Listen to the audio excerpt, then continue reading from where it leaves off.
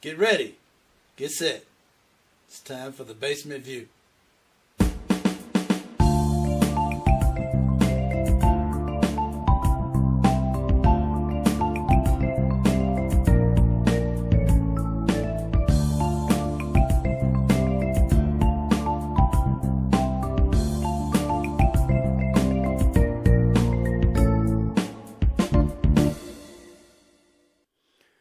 Well, I'll be darned. It's Friday. How about that? Hey, it's me. It's Friday. And, man, we're here. Thank goodness. Man, made it through another week. Glad to be here. Glad to be healthy, happy. This was day after Thanksgiving. Had some good food. Hope y'all ate good. Man. Whew. Glad I could get back here today. Got to make this comment. Freezing my ass off. I can't stand it. Oh, I'm sorry. I said I wasn't going to comment about that no more. But I just ain't got no choice. I can't stand it. I cannot stand it. Anywho, I'm going to get right down to business today. Let's see, Wednesday, I talked about some of the private equity guys that are out there buying up America. Hey, James, what's up, man? Glad you could join me. By the way, tap that thumbs up if you get a chance to, and subscribe. Might help the algorithm find me. Anyway, let me get one thing out of the way right quick, and I'm going to go into it again later. Last Wednesday, I was talking about the investing and the dividends. And I said that the dividends aren't taxed until you actually take them. Hey, what's up, Charles? The dividends are taxed at the end of the year, just like any other income, just so you know. So it was the appreciation, the capital appreciation, that is not taxed until you take it, i.e. sell stock. But the dividends that come from getting stock or holding stock and reinvesting those dividends, whatever you do with the dividends, if you take them or reinvest them, you get taxed one way or the other at the end. Now, I'm going to say this again at the end tonight because I'm going to go into it. But I had to get that out first because somebody asked me last Wednesday if the dividends are taxed. And that's a yes. So, when I got off, I thought about it. I was like, whoa, I meant capital appreciation, not the dividends. So anyway, tonight I'm going to show another video about private equity. I wanted to show a couple things that was sent to me, but this is so important to me that we know this, that we get this out there and we know this. Private equity, the all of those groups that's just funneling money into our society, they are buying everything. Now, Wednesday, we looked at trailer parks. Tonight, I want to show you what they're doing in the regular housing neighborhoods. And it's crazy. It is really crazy. So I want to get right into that right quick. It's a little bit long. Bear with me. Watch this. Listen. It's important. It is just that simple. It's important. Check it out. It's supposed to compete with a hedge fund out of Texas on buying a home. It makes you feel insane because it's like there's a conspiracy against me at this point. If you're looking for a place to live right now, you face a radically different housing market than people did even just 15 years ago. Home prices have gone up, rents have gone up, evictions have increased, and a whole group of would-be home buyers has been priced out of homeownership, becoming permanent renters. People want to own the American dream. They don't want to rent the American dream. They've been replaced by an industry that treats our communities and neighborhoods like a day trader treats stocks, just something to buy and sell to maximize return. It's been catastrophic. Really just a few firms have been able to target and corner the market here. Their business model is built on exploitation and on having a very uneven playing field tilted in their favor. So who exactly is behind this? We went to the cities at the center of this crisis to understand how single-family homes became big business.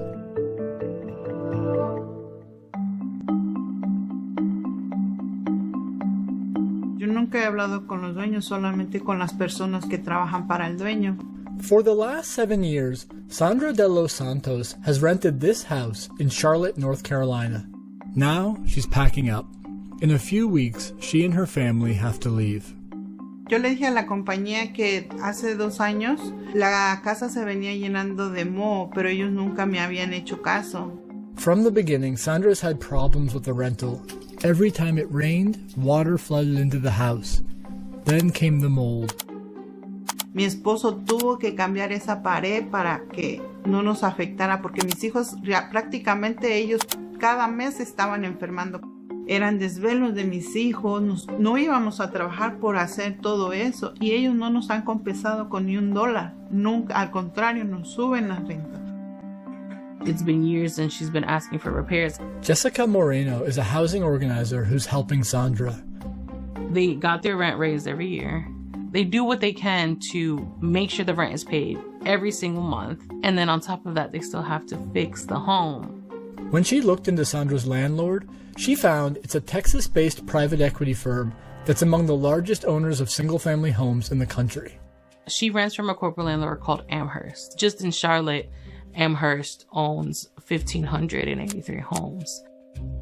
When you think of landlords, you think of someone that has maybe 2 houses, right? That's not what we're dealing with. We're dealing with, backed by Wall Street, corporations that own thousands of homes. Sandra says she spent $25,000 repairing the house, and Amherst hasn't paid her back for any of it. They actually have an office here in Charlotte, which we went to, and it's 2 suites that are filled with boxes. No one's there.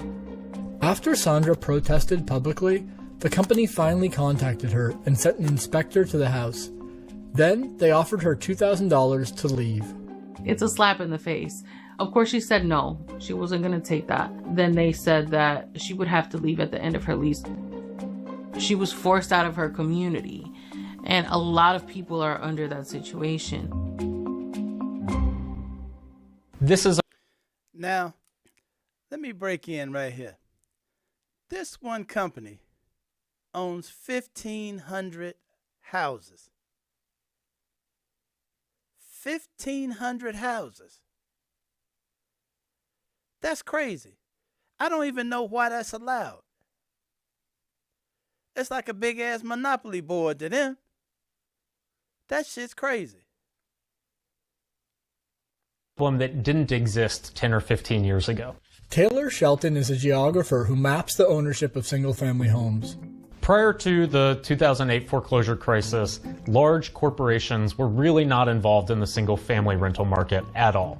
After the 2008 crash, Wall Street saw an opportunity in millions of foreclosed homes, especially in the Sunbelt cities hardest hit. What the foreclosure crisis presented was a mass of available inventory for extremely cheap. So when property values skyrocketed over the next decade, the proceeds went to Wall Street, not to the people who now rented the homes. The result has been a housing recovery without a homeowner recovery.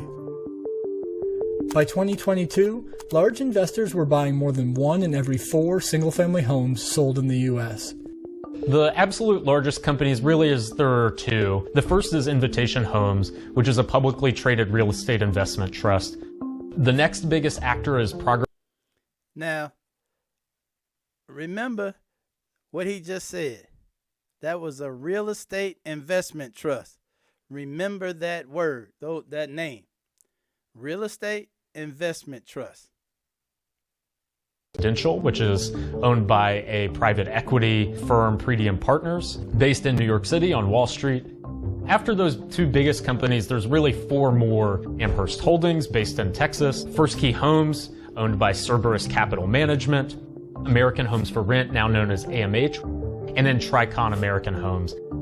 There's really three things that these landlords are able to do. The first is these landlords raise rent and fees at much faster rates than any other type of landlord. The second thing is that eviction is a really core part of their business model. Institutional investors are way more likely to file for eviction, not as a kind of last resort, but actually at the very first moment they're able to. And then the third thing is that we know these companies are actually producing worse outcomes in terms of building maintenance. So they are, in effect, providing a worse product for higher prices. In Atlanta, Wall Street landlords now own more than a quarter of single-family homes. Now, did you hear that? Wall Street now owns a quarter of the single-family homes in Atlanta. 25% of the houses in Atlanta are owned by Wall Street. Understand what that means. With Robbie Caban, an Atlanta broker who's been working in real estate for over a decade. What I've seen is that my clientele, that buying pool of first-time homeowners or elderly who are downsizing, with limited income, like veterans and so on, they're no longer able to purchase. They have just been wiped out because they cannot compete with the other buyers in the market. Tell me more about the corporate buyers. What influence have you seen them have on the market here? It's been catastrophic. Truly, the pool of homes available has been so diminished that, in essence, normal people who have just general lending on limited funds are priced out, and they're forced into rentals. And because those same companies control the rentals, there are very little options. When a cash buyer can come in, like the corporate buyers, and buy within 5 days, no appraisal, virtually no inspection, as is, how can a person who needs 30 days or more, needs an inspection, needs a due diligence period, needs an appraisal for the bank, it's required, compete with that? They can't. According to one study, the shift from owning to renting has resulted in over $1 billion of lost equity for renters over the last 10 years. And that's just in Atlanta. I paid $24,000 last year for a place that I have nothing to show for. Austin Hunter is a cabinet maker whose last 3 landlords have been different investment firms, most recently First Key Homes. In the last 6 years, Austin's rent has doubled. Long term, he thinks it might make more sense just to live in his van. How am I supposed to compete with a hedge fund from Texas that's trying to buy a house when any house that I could ostensibly afford, they're coming in with cash? It really feels like I'm pushing a boulder up the hill and continually getting bludgeoned by the boulder coming back down on me. Corporate owners of single-family homes argue that they don't contribute to the housing crisis, pointing to the fact that nationally they own less than 10% of the market. But if you're looking for a place to live, the market you care about isn't national. It's one neighborhood versus another. And in some cities, these firms are building local monopolies. The way these companies' business practices have evolved is essentially to avoid competing with one another through this geographic targeting. Invitation Homes tends to purchase in, on average, wealthier and whiter communities. Progress and Main Street Renewal tend to focus on somewhat poor, predominantly black neighborhoods. In some neighborhoods, it's upwards of 50 or even 75% of all single-family rentals are owned by these large Wall Street investors. That element of market power is really significant in the way these companies operate, really meaning that if you want to live in a given neighborhood, you're forced into working with a single landlord. Now, that's crazy. That is crazy. I would be listening to programs on the weekend and stuff and hear about how many people are trying to find a place to stay or trying to find, you know how the housing boom is going out west and out in Montana and all of that. Well, the news was that out in Idaho, Montana, Washington State, the billionaires were buying up all the houses, you know, and moving in, you know, buying the ranches and all of that. And I would hear that, and I was thinking, man, the billionaires, they just want it all. I did not know that they're buying to the tunes of thousands of the houses.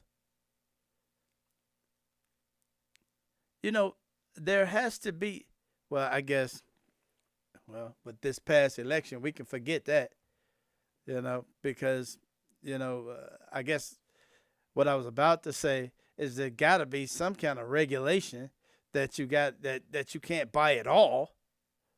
But I guess there is no regulation that says that. And if you're in a Republican state, you know it ain't never going to happen. But I just think it's important that we get this out there and let those that are trying to get into a house, hey, get into a house as quick as you can. If you want to own a house, do it quick. Because what I've been seeing, like I said last Wednesday, whole blocks being renovated. And you know, when you see whole blocks being renovated, that's telling you something. And I'm talking about driving through Gary. When I drive through Gary, I'm seeing, that much rehabbing going on. And apparently, like I said, this is just one big monopoly game to them. They sitting around the board, rolling the dice, owning, Parkway, buying it up.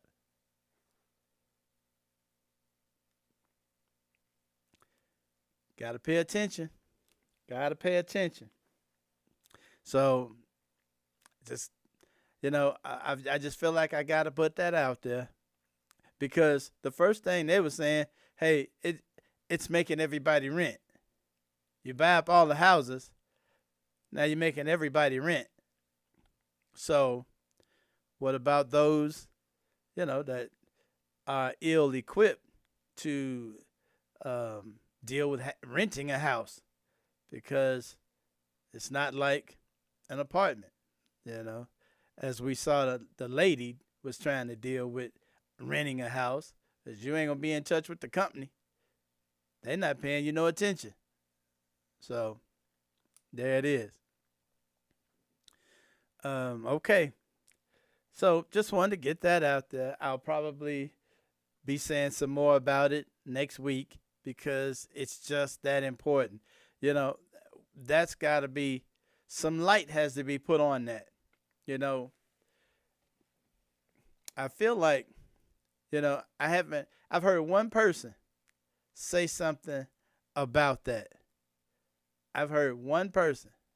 He said that's a wrap. Yeah. I hope that something can be done. I don't know what.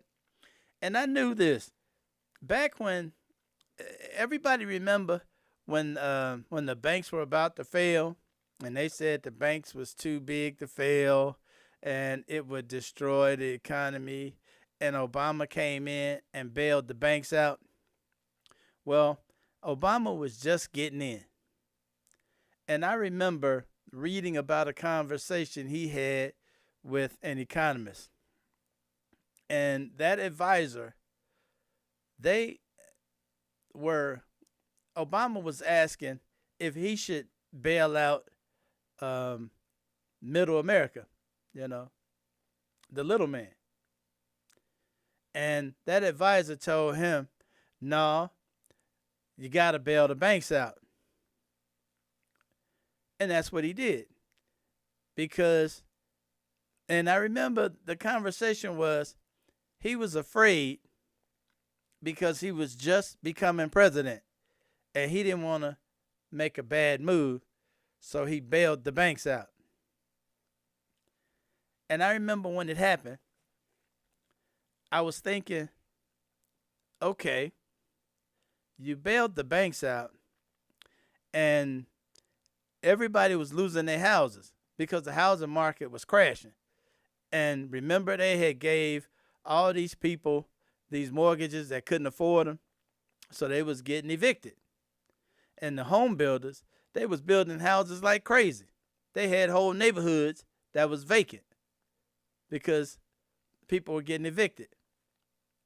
So I remember sitting there thinking, okay, you bailed the banks out, but the banks kicked all the people out of the houses.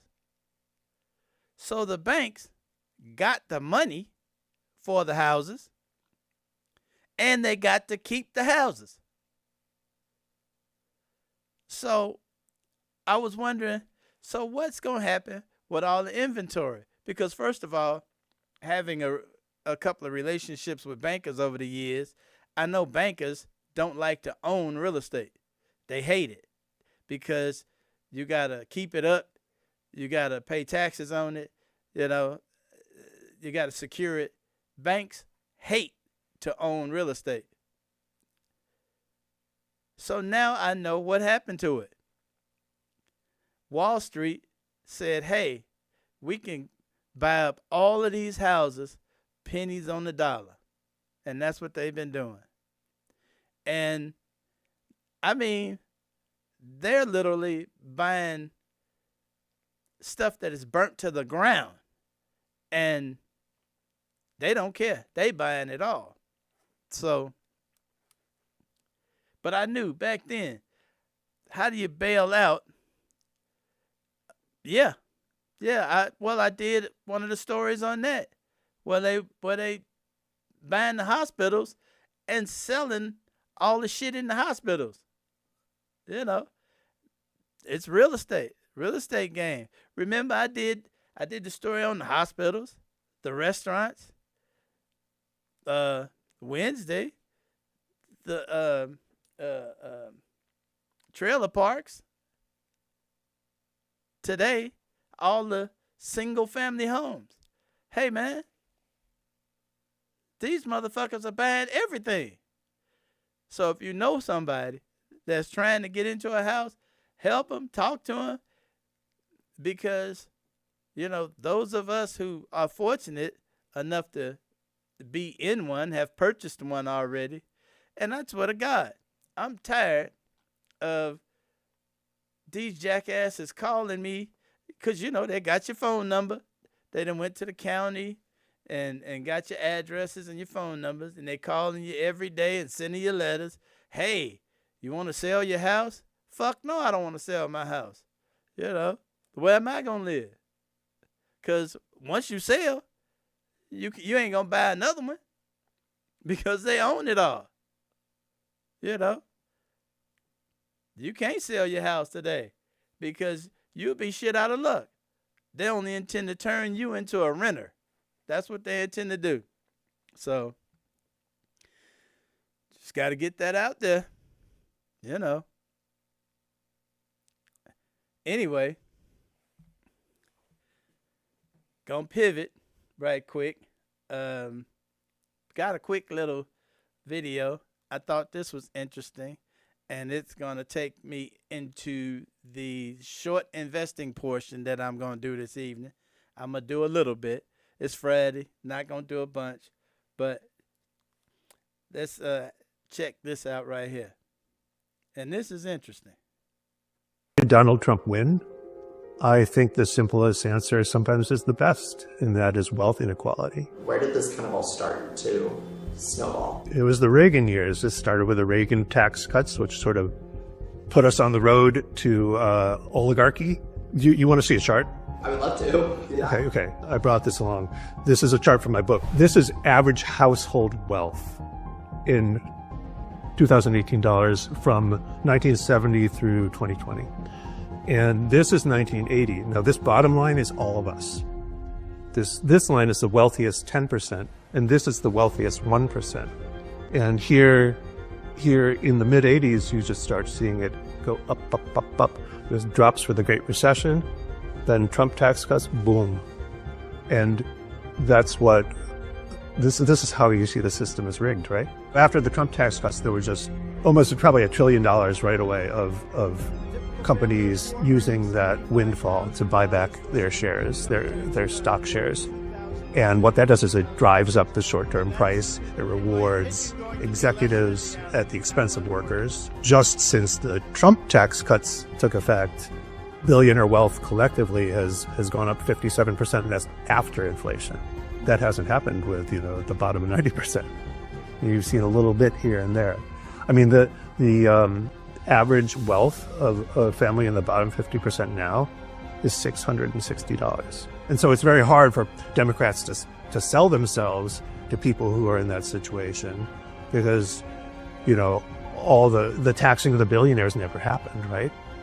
And people are thinking, well, you didn't deliver for me, so why should I trust you? So maybe, I'm going to sit this one out. Or maybe let's burn it all down and see what happens. Yeah. I bet a lot of people thought like that. I bet that's true. I bet a lot of people thought like that. Let's just burn it all down. Let's just forget it. Let's do it. And it might happen, because we've been hearing every day, all the different craziness. Hey, they're getting ready to do all the deportations.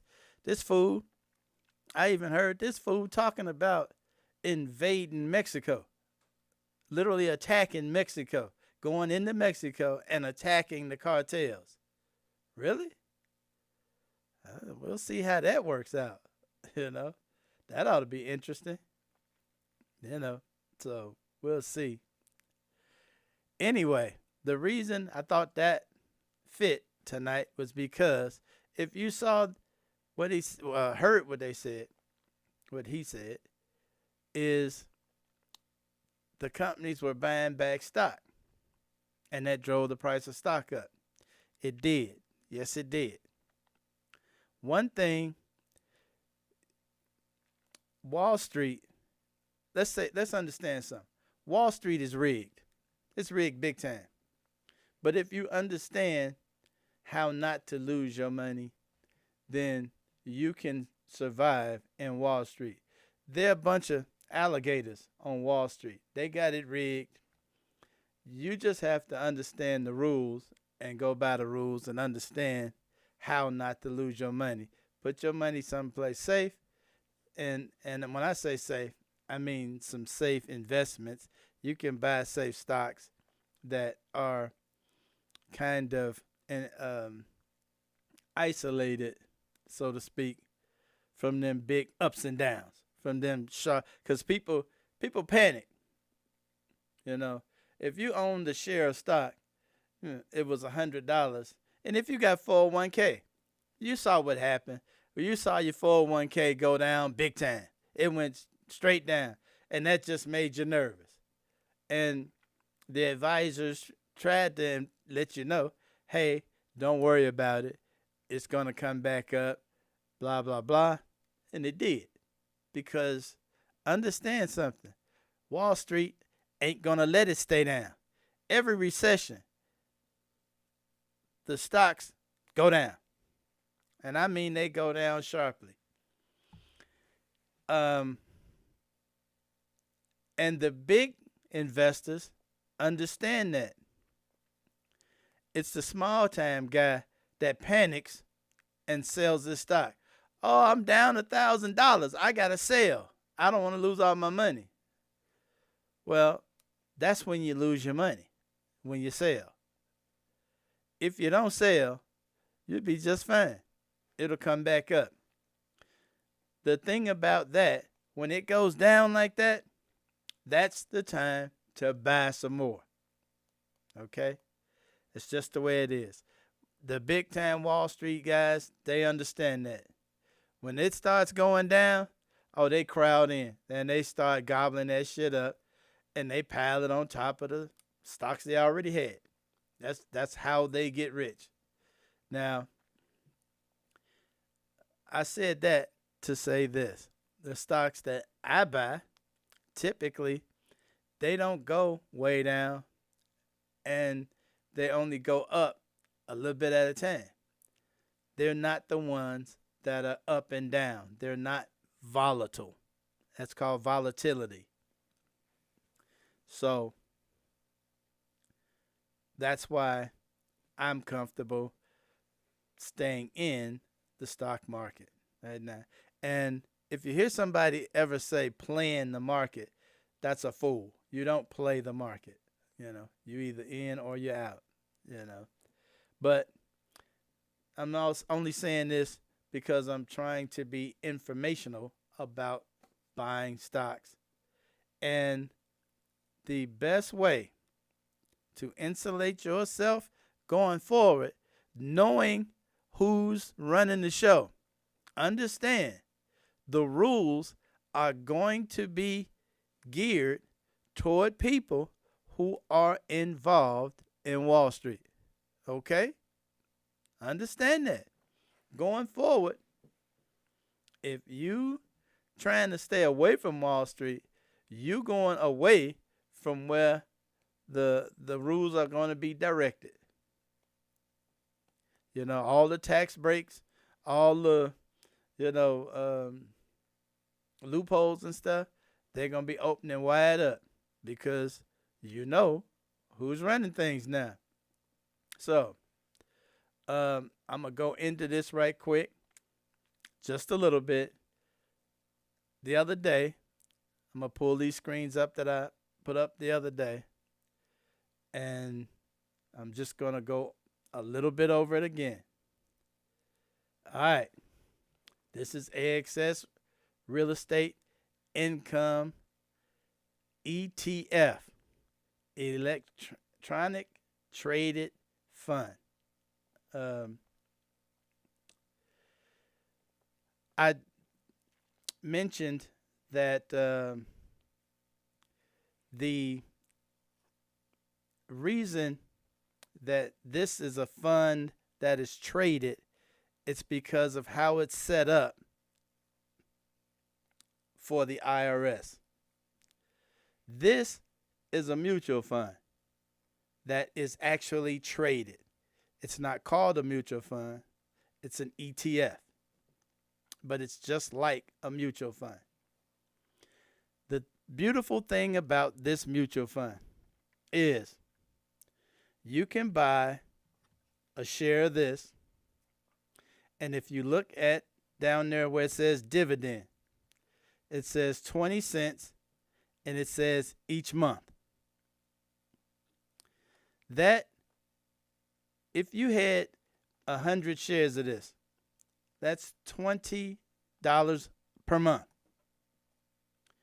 Well, at 20-something dollars a share, that $20 can buy you another share. And every time you get that $20 in your account, it can buy you another share.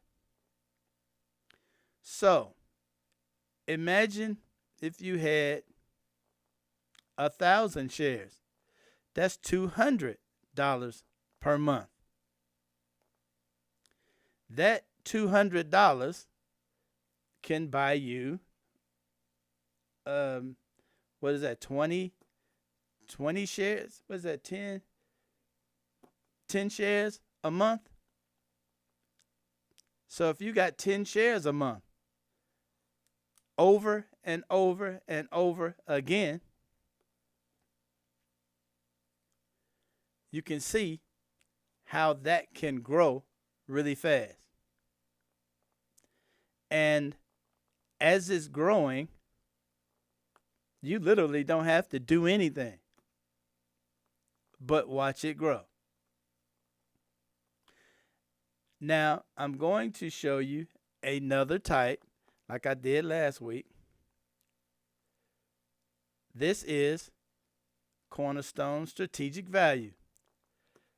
This is a closed-end fund.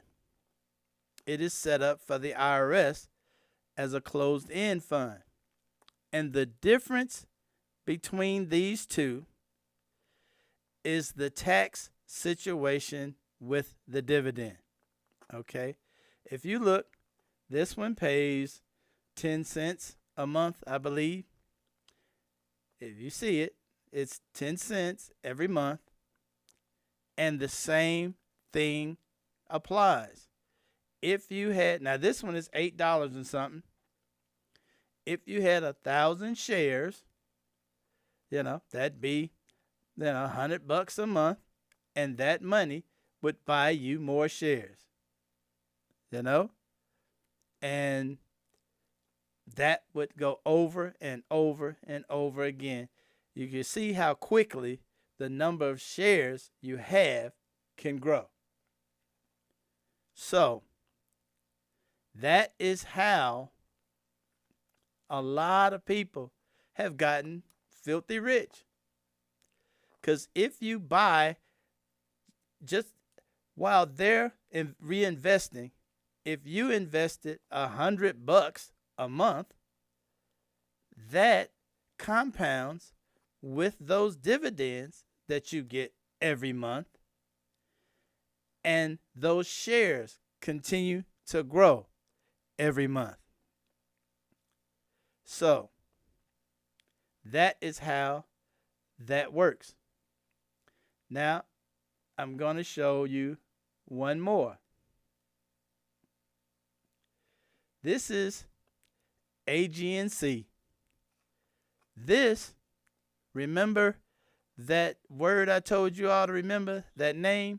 If you look under there in blue, it says Mortgage Real Estate Investment Trust.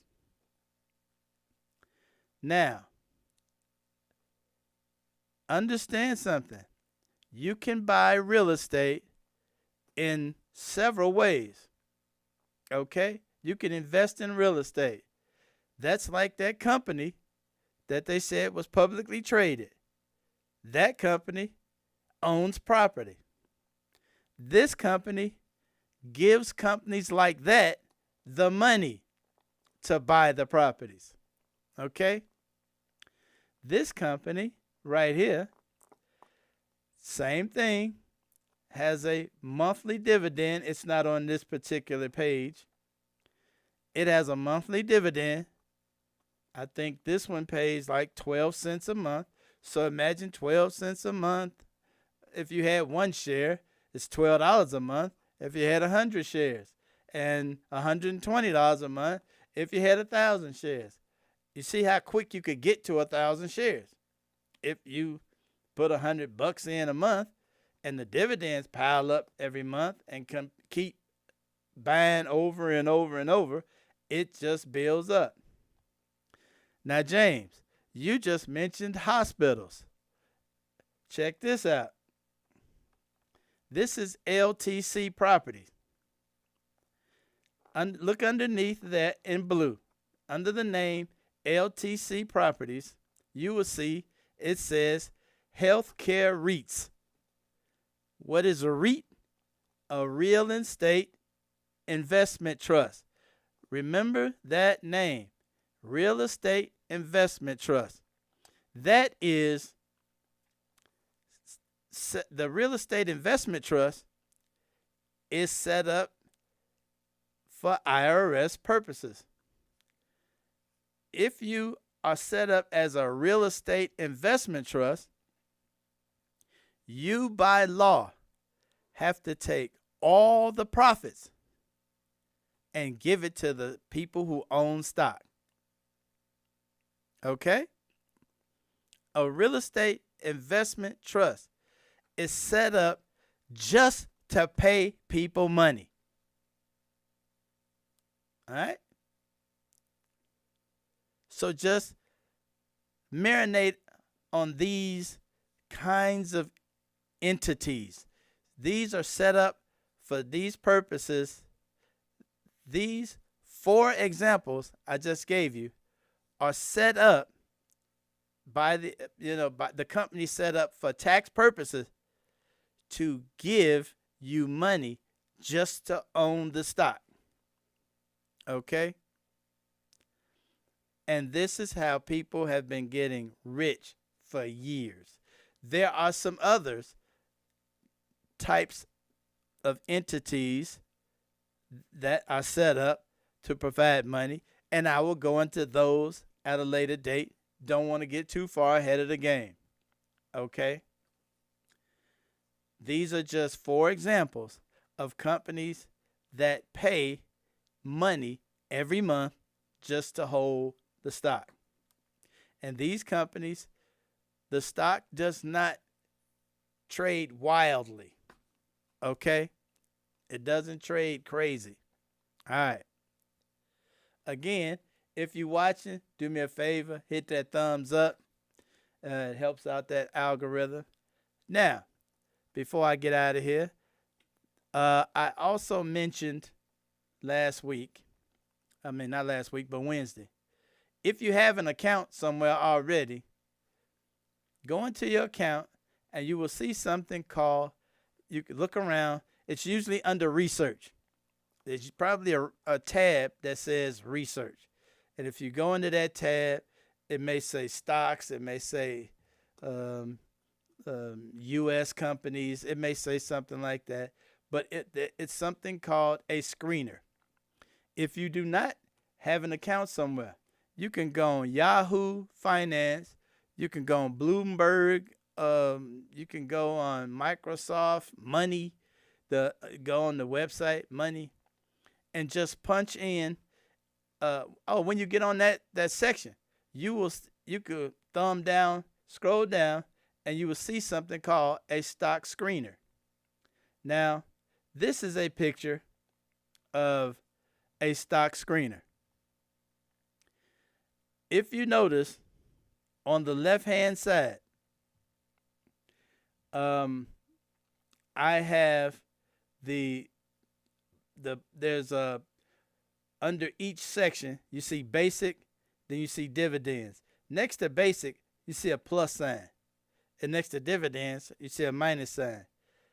That minus sign means I clicked on the plus sign and it's a drop-down menu. That drop-down menu shows you all sorts of boxes you can check in order for this screener to bring up stocks.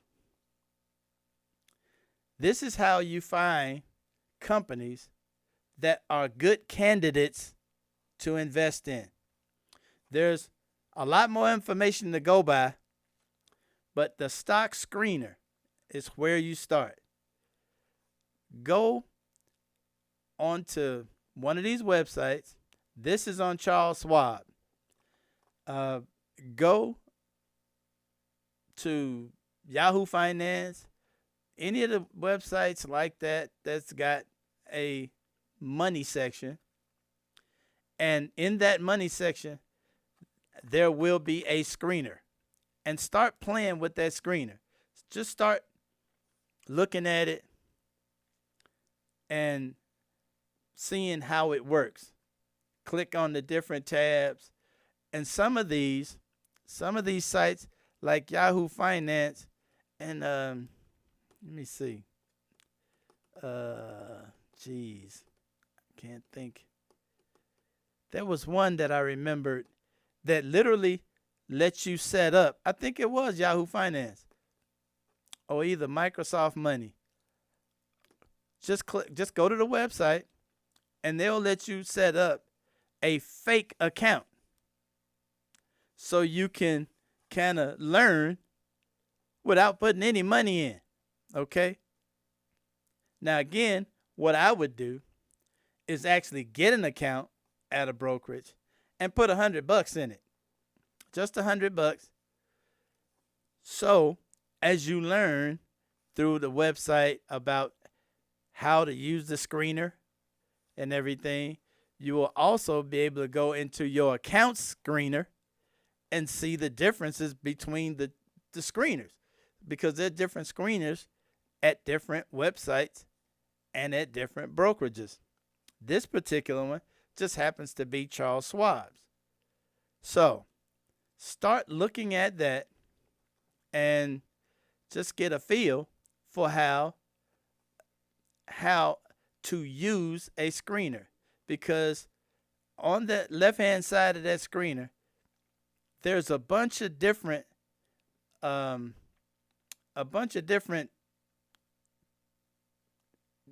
sections. Like that first one says basic, the next one says dividends, one says, I think, average ratings.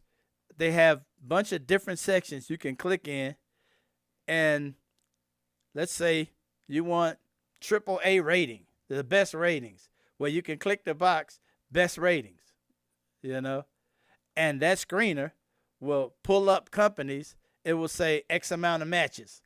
As you can see along the right-hand side in blue, you will see the different matches that came up under screens that I clicked on.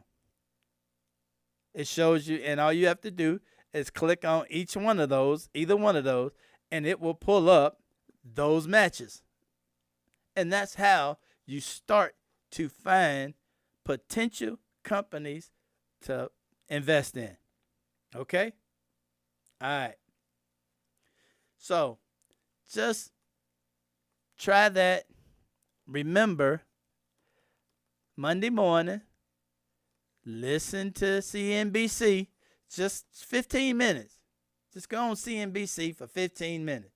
Get into the habit of Bloomberg television. Get into the habit, because trust me, as this administration comes in, you're going to hear Wall Street talking about everything that is coming out of Capitol Hill, because with this administration, everything is going to be a handout to Wall Street. Trust me on this. Them billionaires, they about to make that money. Okay? So it would behoove anybody within ear's distance to, get a dog in the hunt. So anyway, I'm going to get out of here. It's Friday. I actually went longer than I intended to, but Monday, I'm going to pull up some more stuff to show how this works. And again, when you are paid dividends, now I own companies that pay quarterly, and I own companies that pay monthly. There's a reason for both, okay?